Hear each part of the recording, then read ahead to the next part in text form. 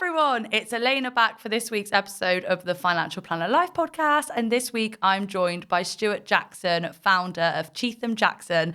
In this week's episode, we discuss Cheetham Jackson's unique business model. This includes opening offices in market towns instead of in CBDs, how they make financial advice accessible for all, their new employee ownership trust, and how they create a sense of community not just within their offices, but by providing an exceptional service to their clients.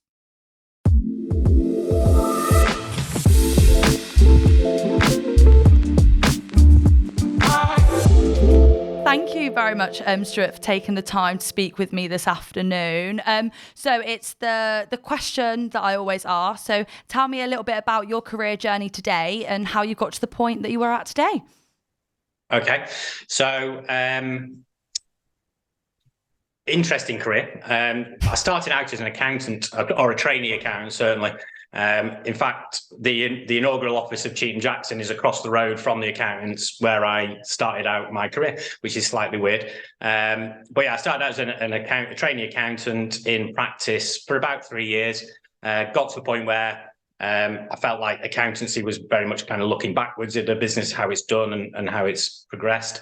And I kind of wanted to be a bit more involved in where a business was going. So I went back to university and did a degree in business studies, and then came out of there and did a variety of roles in terms of did a bit of retail management with Aldi. That was interesting.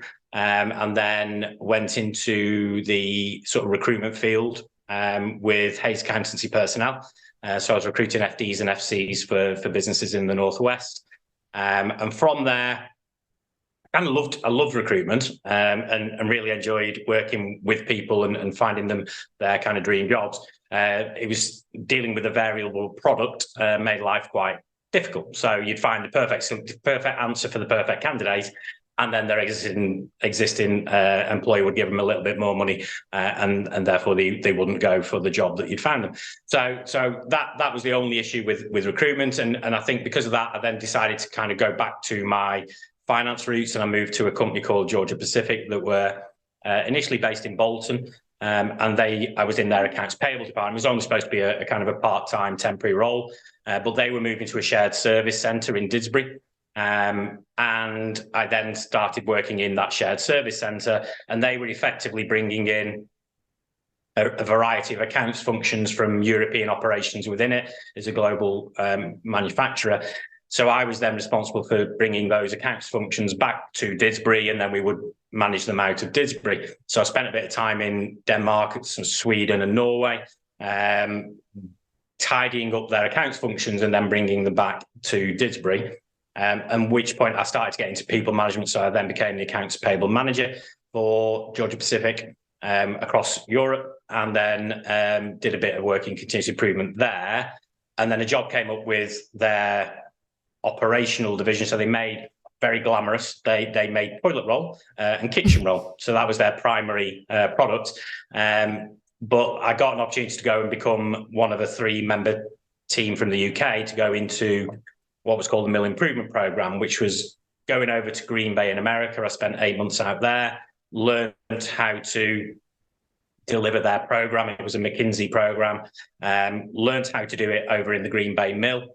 And then our job was to then bring that back to the UK and implement it in the UK. So we did that for probably 2 or 3 years, early 2000s, going into a mill, taking 30 people from the mill at various different levels, and then finding ways to improve efficiencies, reduce costs, reduce waste, all those kind of things. But it was the ideas of the people that did the job that then we implemented post the initial phase. So that was great in terms of learning how businesses work, understand the importance of processes, how to optimize processes to make them consistent and the output consistent, and really enjoyed it. And I then had my first child, so I came back to the UK, I went back to the head office at that point. No, sorry, that's a lie. I went into Europe. So I then went in to become European Continuous Improvement Manager for Georgia Pacific. And that was interesting in that I was going into Spanish mills, French mills, and an early 30s British person going in telling a French mill manager how to run their mills didn't go down very well. So I had to learn quite quickly that there were many different ways to skin a cat and try and get them on board with the concept of the work we're trying to do. And it was great learning experience. But then my first child arrived in 2004. That brought me back to the UK, and I went into account management, working on the Morrison's account for Georgia Pacific. Which is great, but it was selling toilet roll and kitchen roll. So ultimately, it wasn't the most exciting of endeavours. And at that point, I started to think I didn't really want to do the travel as much anymore. I'd always had an appetite for financial advice. I'd tried to get in very early, but I didn't have the experience. And looking back now, I totally understand why I didn't get the job back then. But because I'd done accountancy, I'd done finance, I'd also done sales, it just seemed the logical answer. And an opportunity came up with Edward Jones, stockbroker and financial advisors, US organization that had a myriad of offices around the country. And they would take people who were doing career changing into financial advice, get them trained up very quickly, get them out and dealing with clients and that kind of thing. And that Edward Jones were amazing. I think they were a brilliant organisation. They did many things very, very well. It wasn't profitable. The business model that they transposed from the US into the UK just didn't work. Real estate costs are totally different in the UK. So an office in America plus an administrator probably costs around $10,000 to $15,000. In the UK, you were into £30,000 to £40,000. And it just didn't work as a commercial model in the UK. So they ended up backing out of the UK market in 2009, at which point my mentor, which is Alan Cheetham, who was the Cheetham of Cheetham Jackson, I'd been nibbling at Alan for a little while anyway, thinking I could do it better and start our own business. This kind of forced his hand. I don't think he'd have gone if it hadn't been for the fact that they got bought out. But they got bought out by Towery Law in 2009. So that's the point at which myself and Alan set up the office, the first office in Chorley of Cheetham Jackson. And Alan is probably now towards 70. So he was very much at the sort of the latter end of his career. And I was a young upstart that thought I knew best and wanted to take over the world. So I think there was started to be a little bit of a difference of direction between the two of us. I think in his mind, it was Stuart and Alan in Chorley, and that would be it. And he'd have been delighted if that was the case. I did get this bee in my bonnet about creating a business that, in my opinion, did financial advice the right way, tried to serve the mass market better than it was being served by the banks.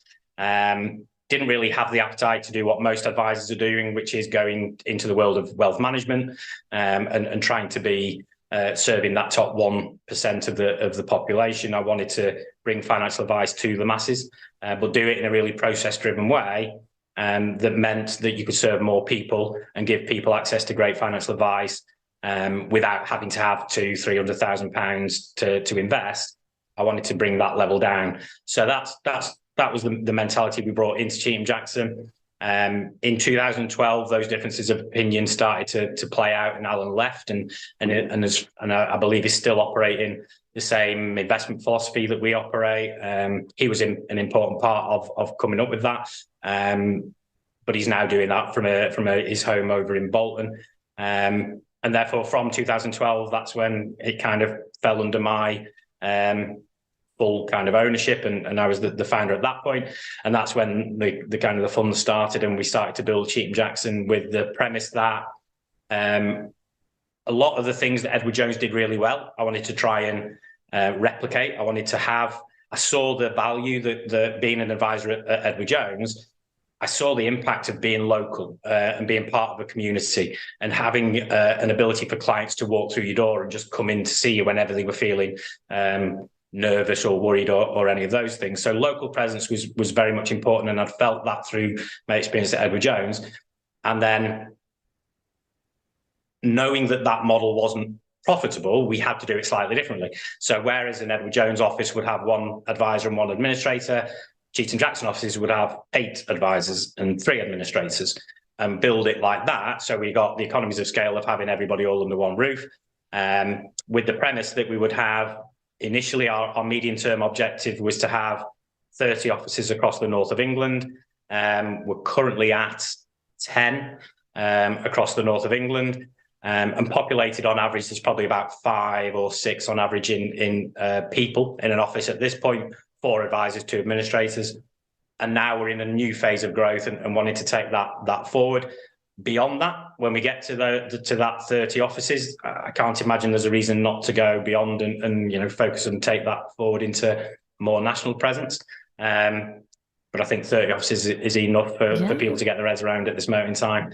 And do it in a way that, as I say, the ideal scenario for me was that somebody that walks into the office in Chesterfield, I'd like to think that they'll get pretty much the same service, the same offering, the same great advice that they would get if they walked into the Chorley office. So trying to build processes that ensured that consistency of outcome for clients was a really important part of it, and continues to be a really important part of it. And also the ability to deal with higher volumes and potentially the lower values that sometimes that we deal with compared to other firms meant that we had to be really efficient. We had to be able to do it in a really efficient way.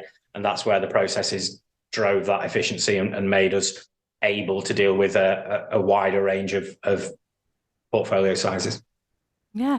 Wow, that was such an interesting little nugget of like Cheetham Jackson history in a little nugget there. And I think it's amazing, as you've said there, to be the founder of a business that started in like one little office in Chorley, which has now got to 10 offices all across the Northeast, in a position where you've got potential ambitions to stand to on a national scale. So it goes to show how you can definitely do that journey.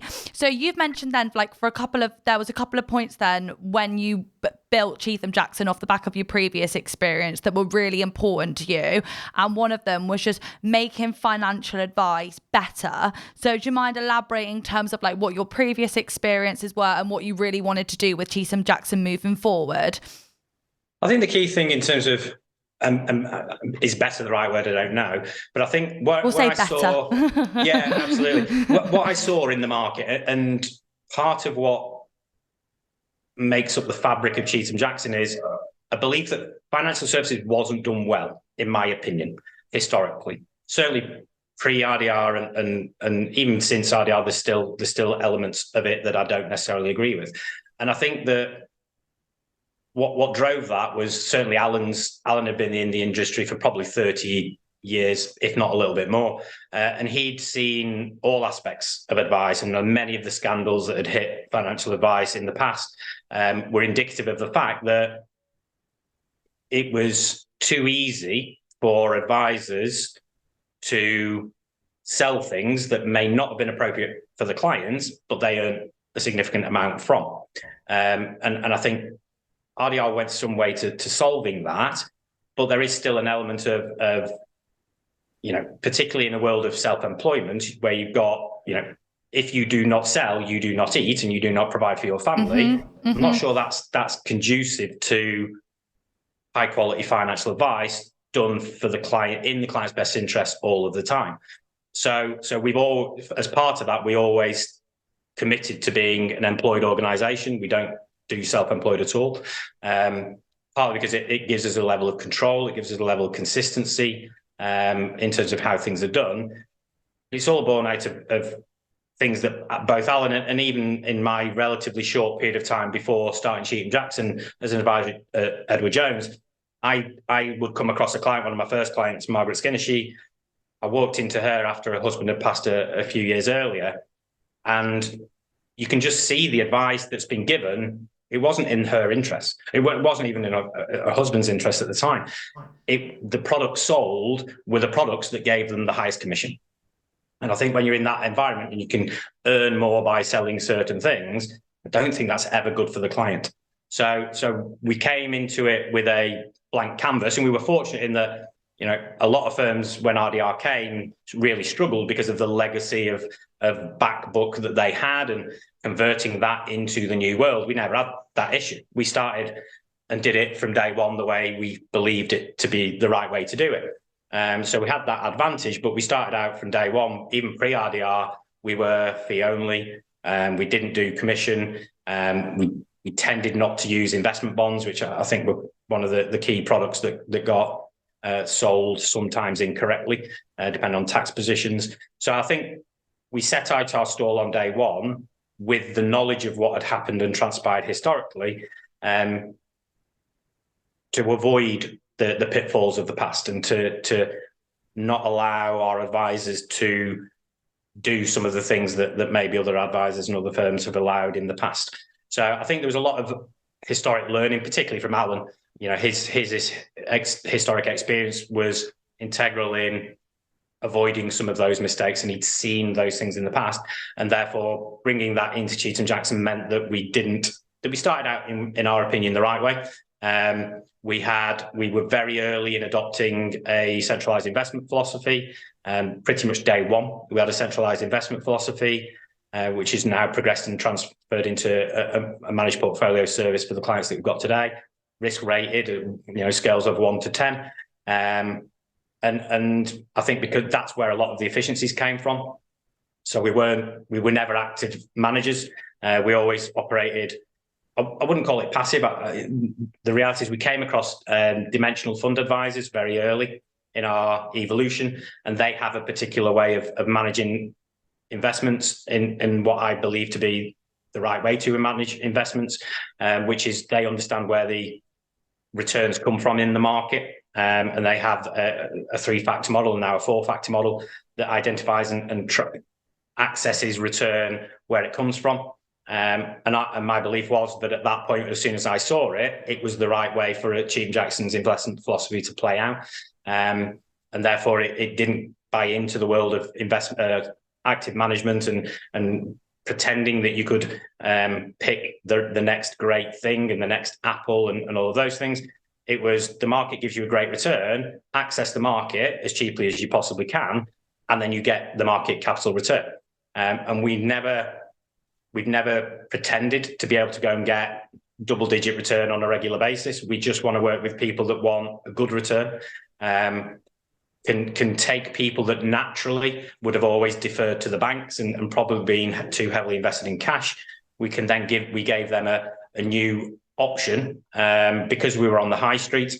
We were able to be a second opinion to the banks, and that's probably where I saw our main competitor base being, because they were the ones that served the mass market that we were interested in being part of.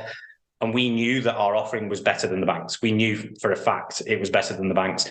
And therefore, it was relatively easy to be able to convey that to clients when they came for that second opinion. We educated them in terms of the efficient market hypothesis that dimensional founders came up with, and they won the Nobel Prize for it. That's what the rest of the industry uses as its reason to do the things that it does. Some fund managers pretend it's their expertise. I don't believe it is. I think it's just the market doing what the market does, and they then claim to be the best thing since sliced bread. And then you then find out a few years later that they weren't as good as they said they were. And then you get the big scandals and all the rest of it that follows. So we were very early into adopting the philosophy that we have. And it's not exciting. It's not massively interesting. It's just get the market return as cheaply as possible. And you then retain as much value to the client as you can. But it's all about putting the client first in everything that you do, that philosophy. And I think a very interesting point that you touched on then was in terms of like being on the high street, and that means being in market towns, because you look at some of the big wealth management firms, the big financial planning firms that operate nationally across the UK.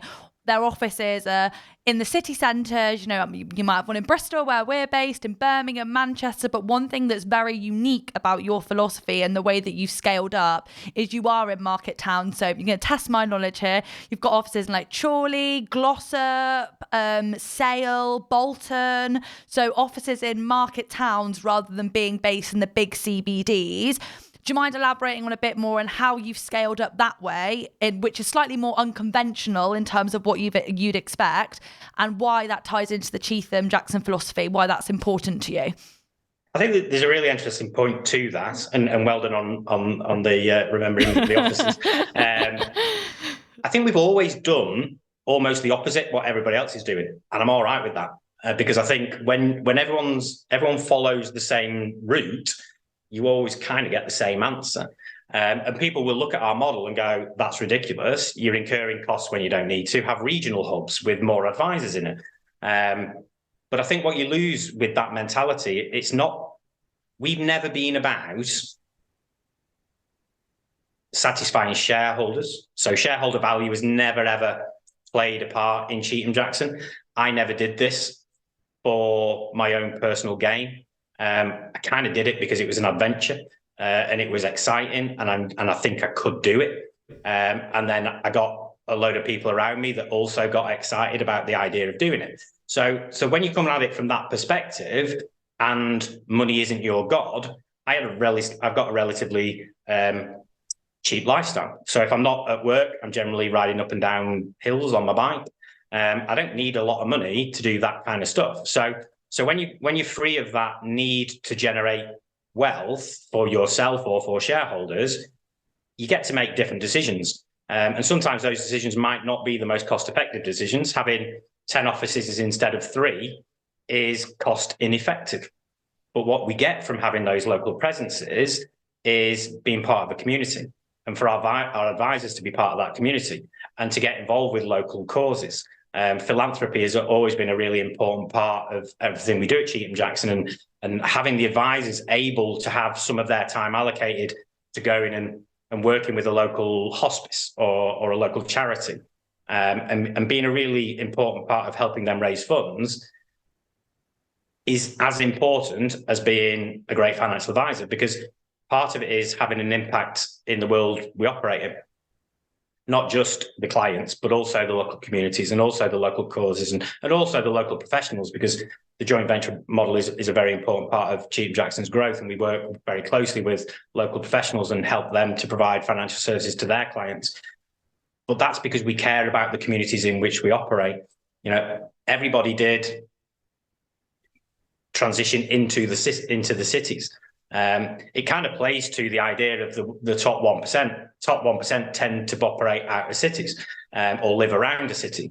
I have no interest in going into that world. And you know, I think the reality of the satisfaction you get from helping Joe and Josephine Bloggs, who've accumulated 150 to 300 grand of wealth in their lifetime, whether it's pensions or otherwise, the difference you can make to them in terms of gaining an extra 1 or 2 percentage points of return annually, it makes a difference to their lives. That let's say they've got 300 grand and they get an extra 2% on that 300 grand per year, that's an extra £500 a month they can spend. And that will make a massive difference to their income in retirement and their lives. If you get a millionaire an extra 2%, it doesn't really impact their lives greatly. You don't get that same flush of satisfaction that you can, knowing that you've had a material impact on someone's life. That matters. And that's what our advisors get. Our advisors get the chance to help everyday people make a difference to their lives, whereas most of the market doesn't really care about Joe and Josephine Bloggs. They don't have enough money for them to be important to them. And therefore, they tend to, unfortunately, get a singular answer of, or it used to be the banks. And then they ran away from financial services, and now they're kind of running back towards it. But again, with the banks, are they always making the right decision for themselves, or are they making the best decision for their shareholders and their market and all the rest of it? So I think we found a niche in the world of financial services in an area that most of the industry doesn't really care about. We really do care about them. And we want to be part of that local community that looks after local people and gives them a chance to get great advice really cost effectively and make a real difference to their actual income, which is the reason we do what we do. And also, you brought up a really good point earlier on, you know, but making financial advice accessible is about having that place on the high street where you can be nervous and you can be a little bit worried about something, in the same way that you'd pop into a shop or you'd pop into the pharmacy to discuss, you know, my knee hurts. You can pop into your local Cheetham Jackson on the high street and have that same conversation with someone. And I think, as you mentioned there, you know, becoming really embedded within the community and building really trusted relationships with the community, and also being more out there through having those initiatives which allows you to support those local causes, creates that trust, which from a business perspective allows you to access more people and allows you to speak to the Joes and Josephines that might have previously gone from the bank. So you've mentioned there how important it is for you that, you know, financial advice is accessible for all. It's not just about serving that 1%. We mentioned there the point of the fact of like having those offices that you can go into on the high street. What other barriers have you broken down in the Cheetham Jackson model that just make financial advice more accessible? I think part of it is, I think cost is always going to be, to a certain degree, an inhibitor to people, or a perception of cost maybe, or a perception of value. Because I think the whole industry of financial services, they're all trying to attract the same 1%. So when you think about marketing, you think about how they put themselves forward.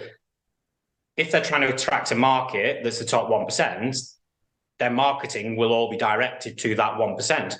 So as a retail client who doesn't have that level of wealth, they're going to feel like they're irrelevant. They're going to feel like they're not speaking to them, because clearly the marketing is done in a way that appeals and speaks to that top 1%. So I think by definition, the way our industry went, it started to, its language and its the way it portrayed itself didn't speak to the vast majority of people. And therefore, the way we talk, our language, the way we deal with people, it's very much Joe and Josephine public. It's not, pictures of Porsches and Ferraris and all the things and giving clients iPads that I think one of our competitors did at some point in their lives. If they want an iPad, let them go and buy an iPad, because they are paying for that iPad, whether they'll admit it or not. So there's certain things that our industry does which perpetuates this issue, this image that it's only the very affluent that really will benefit from good financial advice, when actually it isn't. It's the exact opposite. The mass market, which are the ones that are receiving inheritances and they don't know how to deal with it. They've never experienced good financial planning. So they end up sat in cash. And the last 5 to 6 to 7 years, cash has been an awful place to be. And it depresses me that people haven't felt that they had a place to go. And why it's been really important for us to grow at pace, which at times was very scary. There are certain times in the evolution of Cheetham Jackson where we probably grew too fast, but it was so important that we got sufficient scale to create the base from which we can then take it into its next phase of growth. So I think costs, the perception that the marketing of our industry creates, the fact that you only have to watch a Grand Prix or any sporting event, and most of the advertisers tend to be from the financial services industry. And there's only one person that's paying for all that advertising, and it tends to be their clients. So I think there's an awareness, and you even saw it to a certain degree in terms of some of the press coverage that SJP got because of some of its practices. There's a much greater awareness of the reality of life now, and people aren't prepared to stand by and let people be taken advantage of. And what that then brings is market scrutiny or press scrutiny. And that awareness then gets transferred into the everyday public by the medium of newspapers or any other form of media outlet. I think people are more savvy. The ability to learn and to know more about each area of each industry, I don't think people can get away with what they got away with in the past. So I think there's become a greater awareness, to be honest, a greater appetite, partly driven by the fact that you can't get 6% on your cash, which you might have been able to do late 2000s and early 2000s, last decade. So there's been a need to find alternative solutions. That's driven people to look for financial advice, which means that being on the high street and being visible and being a firm that genuinely believes that clients deserve great advice and across the market rather than just that top 1% means we fared well because of that, I think. And the fact that the banks ran away, that did us a massive favour.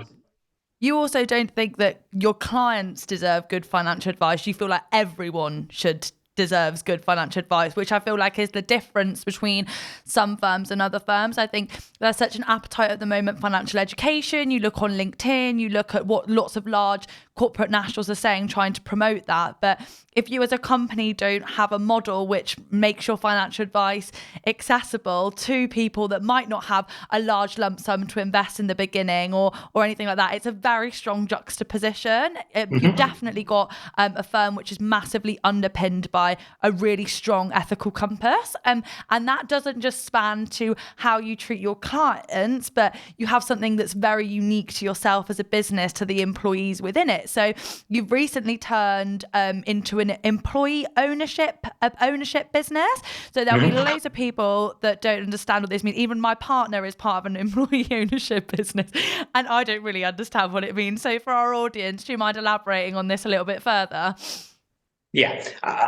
Ultimately, as I said earlier, when I started out Cheetham Jackson, it was never about my own personal circumstances. It was never about creating huge wealth for myself. I always believed one of the phrases which stuck with me that Nikki Jones here came up with is that I'm a socialist capitalist. I totally believe in capitalism, because I think when a business does something really well, that business should be successful. So I've got a fundamental belief in capitalism, but I also don't believe it's for the 1 or 2% of people in that business to then suddenly become incredibly wealthy. So for me, I'd always intended that Cheetham Jackson would share its financial success with the people that helped to create it. And that was a belief from day one. And I'd already started that process. At the time we became an employee-owned business, we'd already got around about 18 or 19 shareholders in the business. So I'd already divested a lot of my shareholding into those people who I believe had made, a significant impact in taking the business to where it was at any given point. And those people then held shares and became part owners in the business. So in a weird, perverse way, we were already an employee-owned business. But there came a point where myself and my family's lives have always been intrinsically linked to the business. So in the early phase of any startup business, and I'm sure most founders that you'll ever speak to will say the same thing, you don't earn a lot, and you actually eschew your own earnings because you need to pay other people. So there were many, many times in the early days of Cheetham Jackson where I didn't take an income because the business couldn't afford to pay me and also the staff. So the staff came first and they got paid first, which is fine in a startup environment. But at some point, I needed to detach that relationship so my own personal circumstances weren't directly linked to the future of the business. And at that point, you only have a limited number of choices. One of them is sell the business to somebody else in the industry, and then you get a big payout. I couldn't do that. The culture at Cheetham Jackson, and I have a very paternal relationship with the business and the people in it. And therefore, the idea of doing that is effectively like selling your children. I just would never consider selling the organisation to another organisation that then would potentially pillage the business and get rid of people that I genuinely care about. So I could never bring myself to do that. Management buyout is another option where you could, a group of people may choose to then take the business on. But ultimately, when I came across employee ownership, which was probably in 2019, it was the perfect answer, because what employee ownership allows you to do is achieve that end of detaching my own personal circumstances from the business, to the extent that if the business went under, it won't. But if that ever happened, then I'm not directly affected by that. But it also achieves the second purpose, which was always the intention from day one, which is every single person now that is an employee of Cheetham Jackson will share in the success, the financial success of creating this amazing business. So for me, I never wanted employees. I wanted fellow owners. I wanted people that treated the business as though it was their own. Turn the boiler off at the weekend because it's going to spend money that you're just wasting that money. Turn the lights off. All the stuff that you would naturally do if it was your thing, I wanted everyone to feel like that. I wanted everyone to feel like every client of Cheetham Jackson is one of their clients, not just one office, the whole business. And the best way for Cheetham Jackson to be successful is to care for those clients diligently and carefully, and wanting the very best for those clients is the best way to create a successful business, because those clients then talk to their friends and their family, and you get referrals on the back of it. What employee ownership drives is that, and we're only at the very early stages of it, so we're nowhere near where I want to be at this moment in time. But what it will drive, in my hope and belief, is a true sense of ownership, a true sense of what every single individual does, no matter what their role is, has a direct impact on the success of this business. And if this business is successful, they and their families will share in the rewards that come from creating a successful business. Because it's already a very successful business, but it could be so much bigger and it can be so much better. And it needs that cumulative effort of 80 great people to take it onto this next level. And employee ownership gives us that both incentive, but also sense of belonging, that then means that people feel like they're part of something bigger than themselves. And I think when you feel part of something bigger than yourself, you do go that bit further, you do go that bit extra. You feel the work that you're doing is no longer a job, it's got a higher purpose to it. And having a higher purpose in your life, I think, makes you strive to be the best every day and do things that, on the days that you wake up and you don't really want to do it, you're doing it because it's important to you, it's important to your family, it's also important to all of your other fellow co-owners. There's a sense of accountability that comes from being a co-owner, because if you're a co-owner of a business and you recruit somebody into that business and that person doesn't fit, if you're just an employee, you'll kind of put up with it and say, well, that's Stuart's job to sort that out. It's nothing to do with me. Well, no, because now if you're a co-owner, you can't walk past that anymore. You've got to actually take a role in the solution, and you can't allow those things to manifest themselves because it's your business that's actually being affected. So I think it will change the whole relationship that people have with the business. And I think that sense of accountability will create a better business for it, because there's now 80 Stuarts and not just one. And there's everyone will take this business and care for it the way I would hope that the next stage of evolution requires. Incentive and sense of belonging. I think that's like a really beautiful way of putting it. And I think you've just highlighted this, but just to break it down, I think this is so beautiful, especially in the sense of a financial planning setting, where normally in the financial planning setting, people naturally almost view things as like a pecking order, with your financial advisors, your client-facing people all the way at the top, and your administrators, doing the post and stuff like that. But having this sort of, scheme means that everyone, whatever their role, is just as valued and just important and gets the same amount of credit as everyone else. It's not just the advisors at the top that are seeing people and getting bonus and feel like they're, really well paid, filling their pockets. It's, the people that are doing all the hard graft day in, day out. It doesn't matter what job role you're in, it just shows just how valued you are. And as you said, it really does create that sense of belonging. And it means that everyone, whatever your role, when you feel part of something, you work harder, you're more driven, you're more committed, you care more. And naturally having that scheme, as you said, it's a beautiful incentive, but it also just creates that sense of community. It does. And I think you touched on something really important, because one of my favorite analogies in this area is when Microsoft listed way back when. And the reality is, when Microsoft listed, even the person on reception effectively became a millionaire at the time. And to me, that's really important, because, and I agree in terms of, I hate hierarchy. I hate ego. I see those things as natural deterrents to success, because it tends to be driven by individualistic beliefs and thought processes and behaviors. And I think when you're part of something that every single role in this organization has a value, there wouldn't be a role if there wasn't some value to add.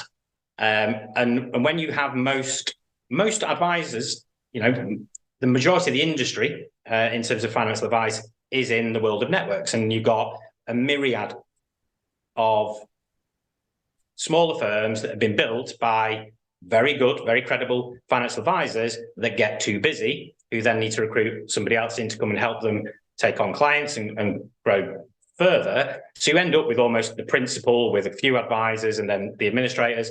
But it is literally like that. You're talking about levels within the organization. And from day one, I wanted the flattest structure that was humanly possible, because flat structures take away the risk of ego. We have the support office where I am based out of. I do my client work out of the Chorley office, but I base myself out of the support office quite close to us. But that whole office is a support office. There's some very well-paid, high-level people that have got a massive amount of experience, and in any other organisation might be senior management, director level people, but they see their role as supporting the offices to be successful. Their role isn't to tell the offices what to do. Their role is to ask the offices what support do they need in order to be successful. And that's not asking the advisors, that's asking all of the office. So the administrators, even in the support office, we have some central administration teams and research teams. Everybody has a voice. They know their jobs better than I do. So they're the people that should be able to tell me what's the best route to making this business better. And then our job as the support office is to break down the barriers and make that possible and make their lives easier so that they can continue to be brilliant at their roles, which makes the business better. So the whole premise of ego and the way we all behave, we're not hierarchical in any way, shape or form. We believe in the value of opinion, and everybody has a voice. And I think that will increase as we go, because we'll have employees on the trust board of the employee ownership trust. There'll be a genuine sense of ability to influence your own future, because no one in the support office or no one in the senior management group, if that's what you want to call it, believes they know best. All we are conduits to making their lives easier. And if their lives are easier and they're able to look after clients better and able to look after more clients, the business can't be anything other than more successful. Also, it's just practicing what you preach, isn't it? You said then ability to influence your whole future, and you've got a model there that makes financial advice accessible to people that might not have access to other organizations, that mean that they have the ability to influence their own future. And you've also then got a structure within the business that means people, our co-founders do have a voice and they have the ability to shape their own future of the business. So it just becomes something that's very intersectional and covers sort of all layers, rather than, a business that maybe looks like it has a really good outreach, but, doesn't treat their employees very well, or vice versa. I think one point that we've, going all the way back to your beginning of your career within financial planning, you mentioned that sort of, you'd had a previous career, covered multiple different facets, including sales. You'd done some finance within your accounting, but when you transitioned into financial planning, it was definitely like a new career.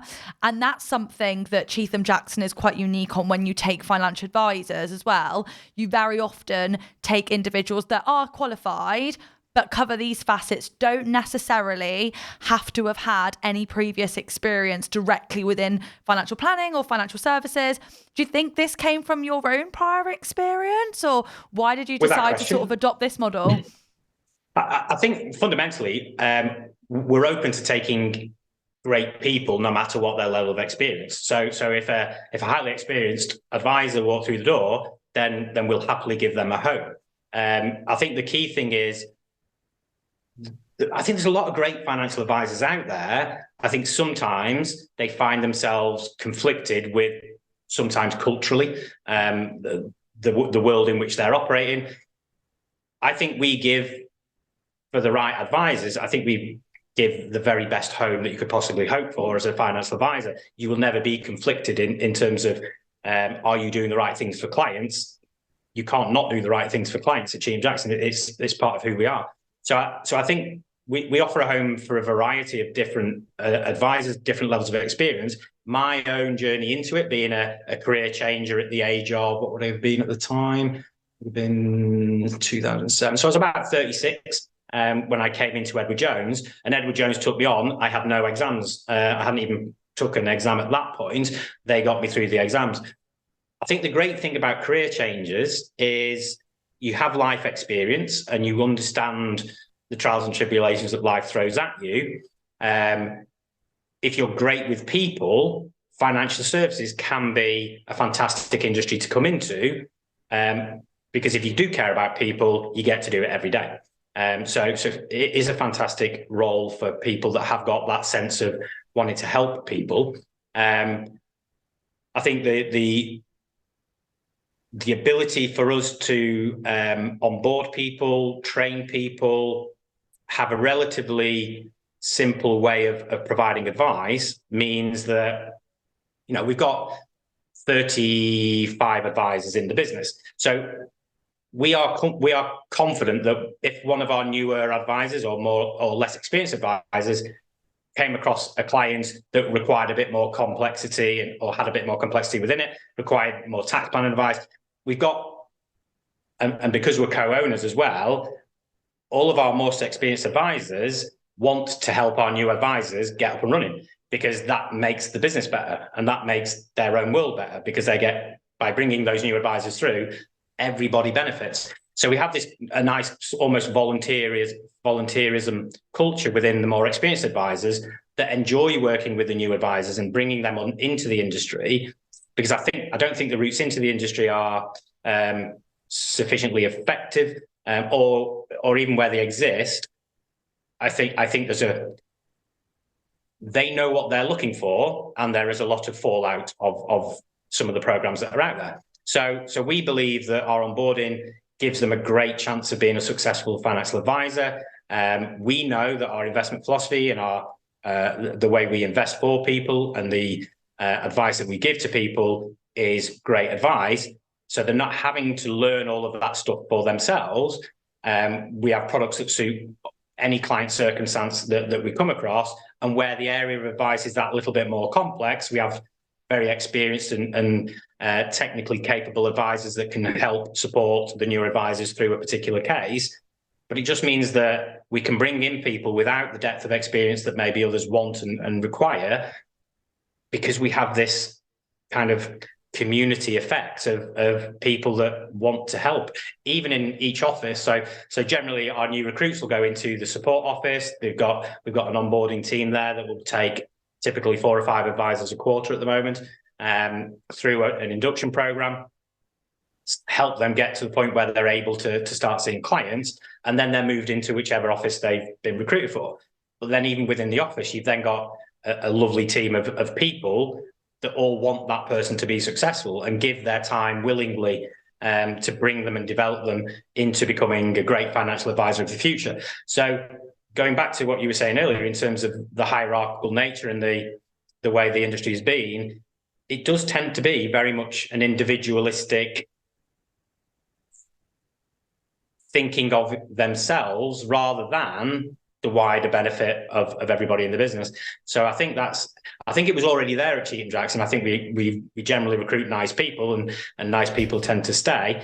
And therefore we've always had it. I think employee ownership takes it to another level, because again, from an incentive and a higher purpose, training a new person to become a great financial advisor, that brings satisfaction with it anyway.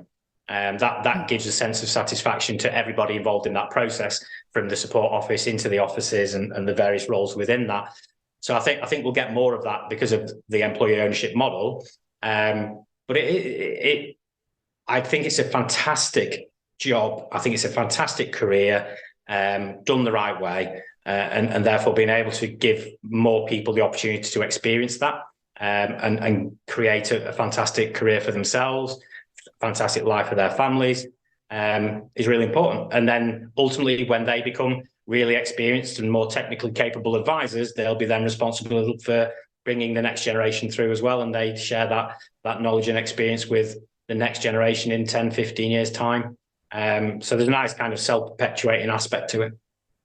It's like a self-perpetuating cycle, isn't it? But you mentioned there is, and you come from a recruitment background, as you mentioned them from the very beginning. I'm sure you also understand that people very often have such a stringent model of how they think the perfect person to fit within their business would look, that it's not very often that people will go aside from that. That's why I think Cheetham Jackson is very unique in that respect. And look at yourself, Stuart, come from a different background and a second careerist, and you're now sat in a position with 10 offices. If someone had been really stringent in wanting someone that had done X, Y, Z or had X, Y, Z in qualifications, you potentially wouldn't have someone, speaking to me who's managed to build up a really successful business. And we've spoken a lot about how community underpins a lot of what Cheetham Jackson does. Do you think when we talk about your personal mission and what you've wanted to achieve with building out a business,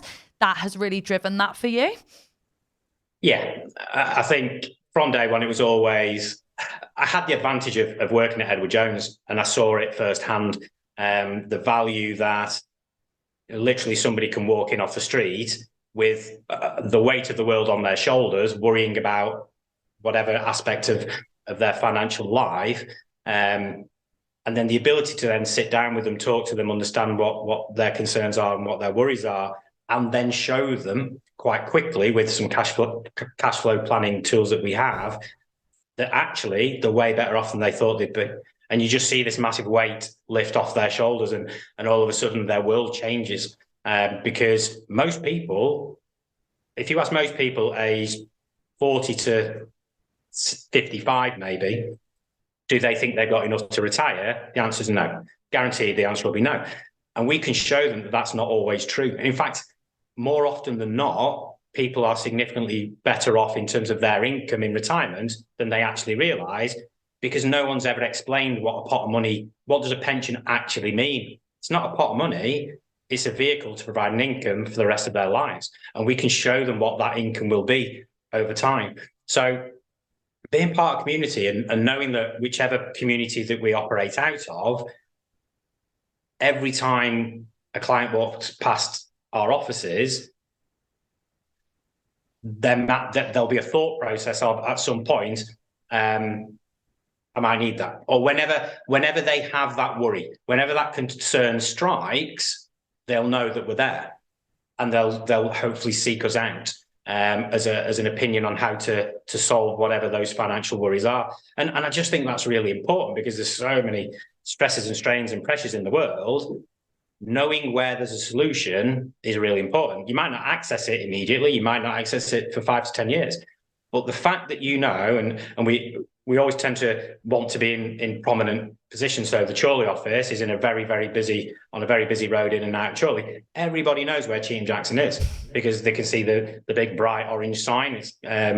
Orange is quite a noticeable colour. Great colour. Everyone knows where Cheetham Jackson is. I meet people that never come into Cheetham Jackson, but they know where Cheetham Jackson is.